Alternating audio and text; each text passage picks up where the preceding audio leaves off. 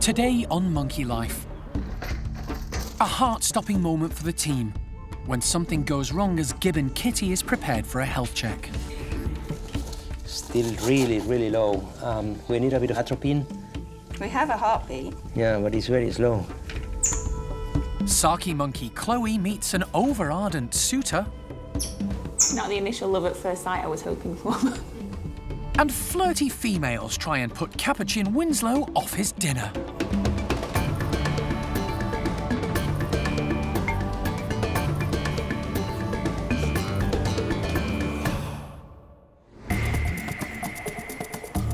Monkey World in Dorset, buried deep in the English countryside, is the largest sanctuary of its kind on the planet. The team, led by Dr. Alison Cronin, rescue and rehabilitate abused and unwanted primates from all over the world. Hello, missus. Hi, you. Are you a good girl? The park provides a home for more than 250 monkeys and apes from 22 different species.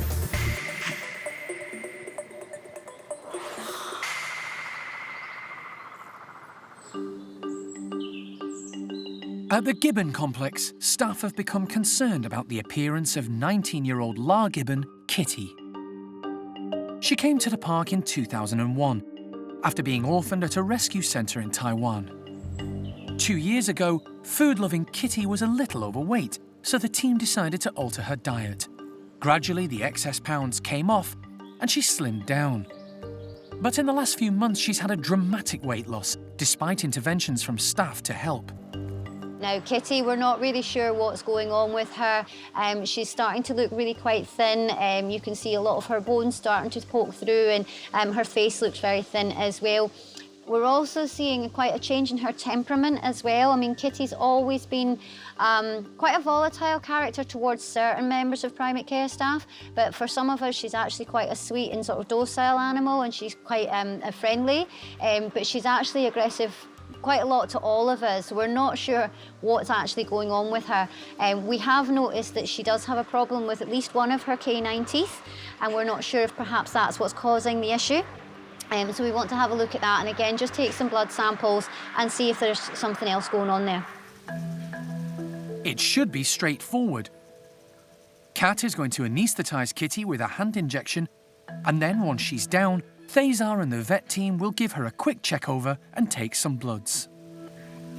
Because it's a simple procedure, it can all be done in Kitty's bedroom.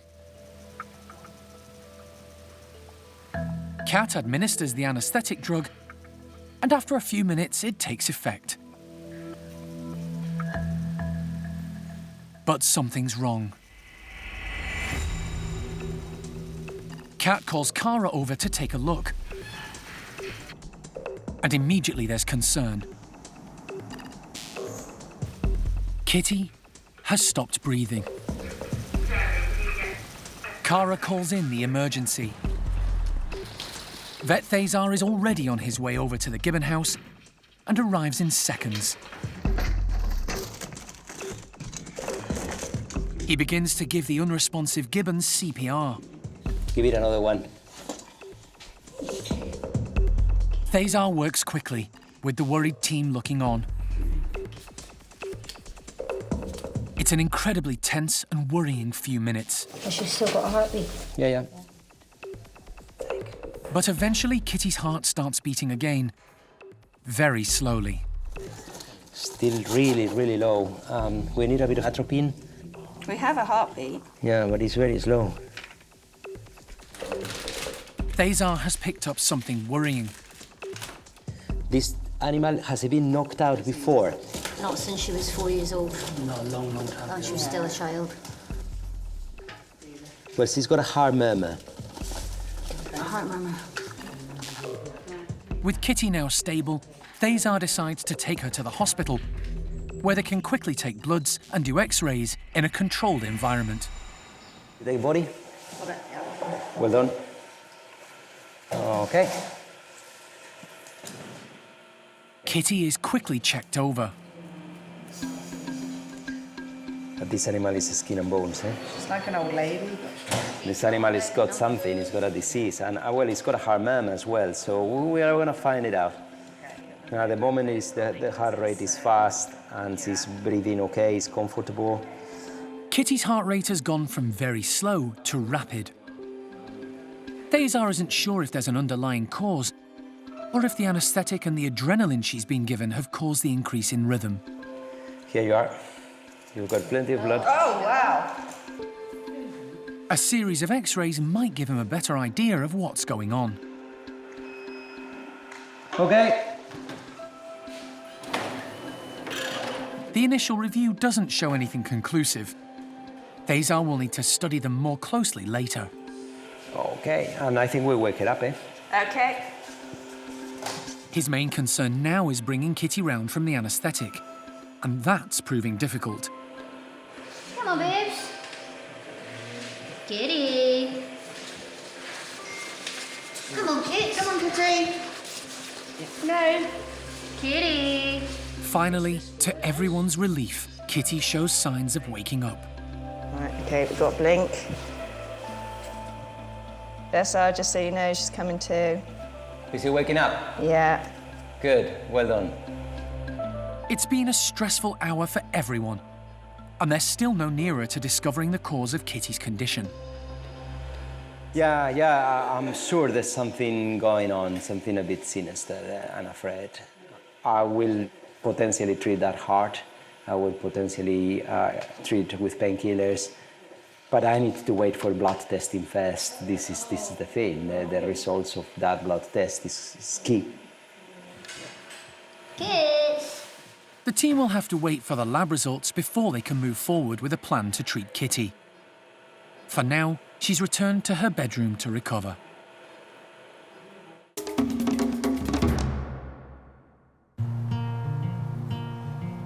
One of the biggest challenges for the primate care team who look after the park's primates is keeping them busy, interested and active, and none more so than the orangutans. These lovable great apes can be innately lazy. Trying to get them off the ground and moving around, when in captivity, is extremely challenging. The orangutan team at Monkey World are constantly trying to devise new ways to entice them up high, as they would be in the wild. In the last few days, they've been refurbishing Gordon's enclosure, adding more hoses as walkways to link the climbing frames, plus extra cargo nets. This will enable staff to place more of the primates' food up high and off the ground. Today, Gordon, his mum Amy and Xiao Lan will get to try out their new apparatus for the first time. And as an added bonus, they're being given fresh corn on the cob as an extra incentive to come out and climb.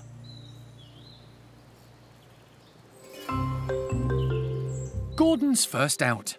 He knows there's something different, but can't quite put his finger on it. No such problem for Xiao Lan, who collects her corn from one of the high platforms. Gordon's decided he's going to test out the new hoses first, before settling down for breakfast. Male orangutans are the biggest arboreal mammals in the world, and Gordon weighs in at around 100 kilograms. The big male is 21 years old, and his gravity-defying tightrope act is breathtaking to watch. His mum Amy is normally content to spend time on the ground.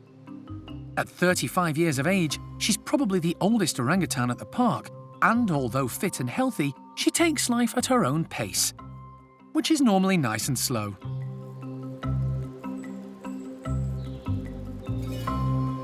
But today she's making an exception. She's actually climbing for her food, even if it is the fruit in the kongs only a few feet off the ground. But it's still good to see.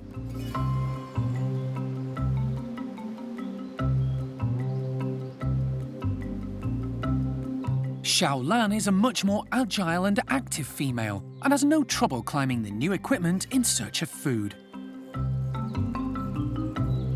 The addition of the new hoses, together with the added attraction of fresh corn, seems to have worked. All three orangutans have demonstrated they can be active and agile when it suits them.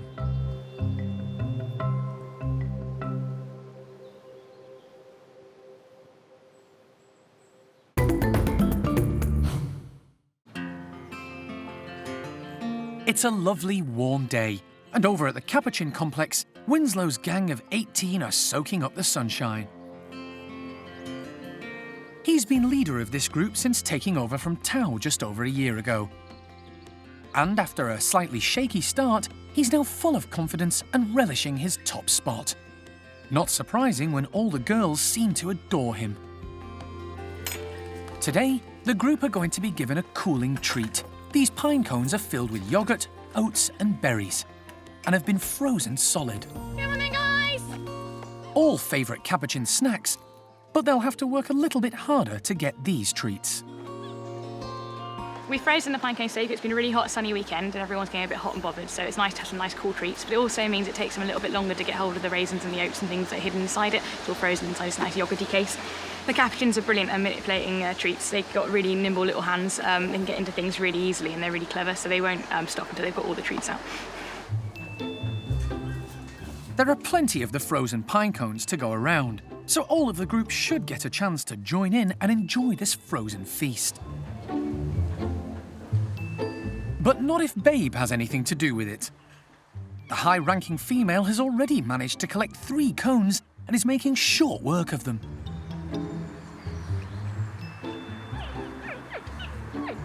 Ruby's keeping a careful eye out for any potential cone snatchers as she tucks into hers. Norman and Fifi have got a real taste for this yummy treat. Capuchin's hands are incredibly dexterous, so they can easily use their fingers to pick out all the tasty bits stuck between the pine scales. Low-ranking Ruby has been joined by Daisy, significantly higher in the pecking order, but still happy enough to eat side by side. Winslow is on the lookout for a yogurt-filled cone in the long grass. But his task is made a little bit more difficult by the flirty females following him around like love-struck teenagers. Today, it's Joanne and Bubbles who just can't leave him alone.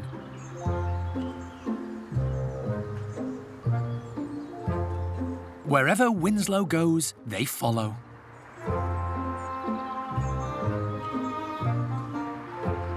It's getting to the stage where he's literally having to fight them off. Winslow has a lot of attention from the females, being the boss and being quite a handsome male.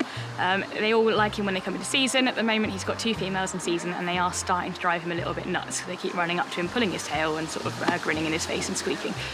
Winslow is pretty patient with the girls. He does occasionally get a bit annoyed and sort of go to swipe them away. I think having someone squeaking in your face all day is a little bit unnerving after a while. While Winslow has his hands full managing all this female adulation, the rest of the group have enjoyed getting their fill of the tasty frozen delicacies.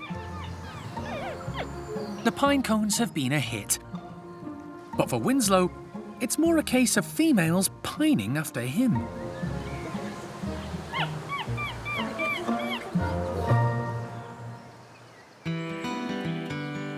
For the last week, the park's newest arrivals, white-faced Saki monkeys Desmond and Tutu, have been getting acquainted with their new home and surroundings. At the same time, the primate care team have been keeping a close eye on them, monitoring their health and behaviours. But this morning, they're about to come face to face with the reason for their move to the park. The pair are going to meet the lonely female needing their companionship. Today is a really exciting morning for all of us because we're going to move Chloe up to meet Desmond and Tutu. So we're really happy about it because she hasn't had a Saki friend for a while since we lost Jethro, and I think she'll really enjoy it and she'll be really glad of new friends. So we're really excited to see how it all goes. Since Chloe's Saki partner Jethro passed away, she's been living with a group of squirrel monkeys. But it became obvious she needed companionship of her own kind. Now it's time for her to meet Desmond and his son Tutu in the hope they'll make a happy family trio. The best outcome is that the 3 of them will just live happily together and they'll be content and there'll be lots of grooming and they'll sleep in the same area together and just that they'll be a little family unit, really. But we just don't know. Whenever we do an introduction, there's always an element of nerves because you're not quite sure, but I think it's going to go well. Hey, Chloe. Good morning. How are you, precious one? But first, Chloe needs to be boxed up. Good girl. It's not so bad in there, is it? She's going to be introduced to Desmond and Tutu in their bedroom and enclosure, which has been adapted especially for them in part of the new marmoset complex. It's a good day. It's going to be exciting. To keep the introduction as stress-free as possible, the trio are kept apart at first, in next-door bedrooms, but they can see and hear each other. Good boys. What do you think, Tutu? Can you see her? After 30 minutes of calm, Karen decides it's time for all three to physically meet. Nicely, guys. The sight of a female is an exciting prospect for Desmond, who rushes straight in. Oh, his lip smacking.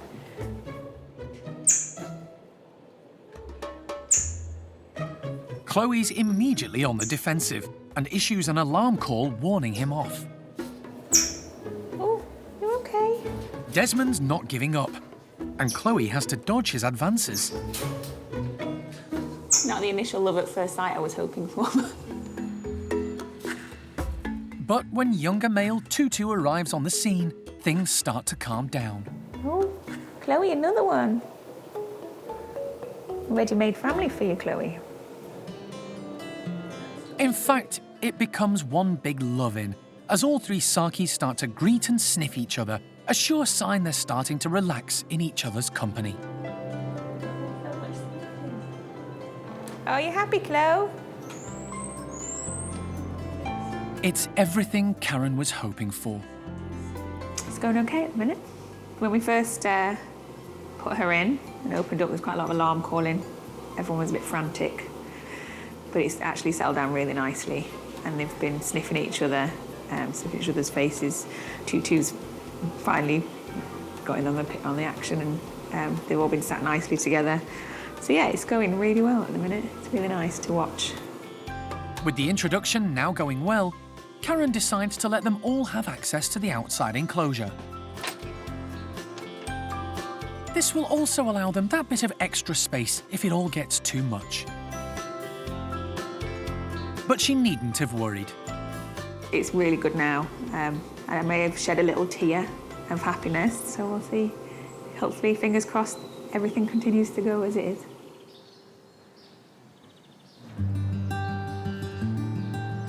It's been 3 months since Alison went to Lebanon to collect Benny and Nia, two rare guenons. They've both settled well into life at the park. The pair were illegally stolen from the forests of Benin and confiscated by the authorities at Beirut Airport. Animals Lebanon, a rescue organisation in the region, took over their care before contacting Alison for help. Today, Jason Myers, who runs the centre in Lebanon, has flown to the UK for his first look at the pair in their new home. Yeah, it's really amazing. We've had them in our care for more than half a year, and now to see them in such a setup that they're happy, they're running around, playing in trees for the first time, really, since they were trafficked from Africa. And here you have a proper setup for them, and they have some friends in their enclosure too, so it's rewarding to see, and it's great that they've moved on now. They're happy, they're playing. You can see in their body, their positioning, their posture, everything, that they're doing so much better. So it's really great to see them like this.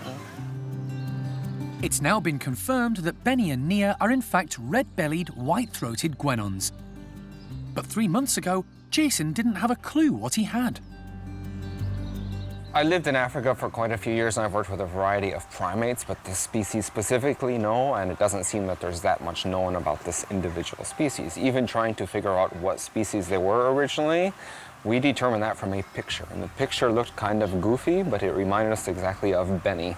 The characteristics, the facial gesture, just the way this one drawing was made, it looked exactly like him. So yes, having to try a lot of things, see what they would like, what they dislike, and even in terms of food, it was really quite standoffish at first. So they had a lot to learn, but so did we in caring for them. But yeah, it's great. But the reason for Jason's visit isn't just to check up on the guenons. Last night, he arrived with another rescued primate, this time a Bengal slow loris. Alison flew out to Beirut to help sort out the paperwork and travelled back with Jason, and Nora, as she's now been called. the female is going to join the park's already established Loris group. She was discovered after being advertised for sale on social media via a pet shop in Beirut. After investigations by Animals Lebanon, the Loris was eventually confiscated by the authorities and cared for by Jason and his team. She actually shared my office with me for those 5-month periods. So it was, for me, a great time. You did your work for the day. Around 7 o'clock, she would wake up and we would have our evening meal. She explored my office with me for a few hours and then back to bed for her. She's a quiet animal. She doesn't smell, she doesn't make noise. She was a very good guest in my office, so. Still very young, Nora weighed in at just 140 grams. She's put on weight since then, and now, following the agreement of the Lebanese authorities, she's been able to move to the park's Loris complex. For Jason, seeing the rescued animals recovering and being given a second chance in life makes all the hard work worthwhile. I think this is the part which keeps us going, because our job in many ways is dealing with all the very negative things. We don't have a nice facility. We don't get to hold animals. We don't get to see that aspect of it. We get to fight the smugglers, fight the traffickers, have these court cases, do big campaigns, having to call on politicians for help. It's all the very difficult work to finally take an animal into your care. And often that entails somebody suing you back, threats, police, lawsuits, courts, all back at you. So to finally be able to get an animal here, to see them happy, that's the part which kind of keeps you going to want to fight for the next animal. If it wasn't for this happy stuff, it's very difficult to keep being motivated to have these fights.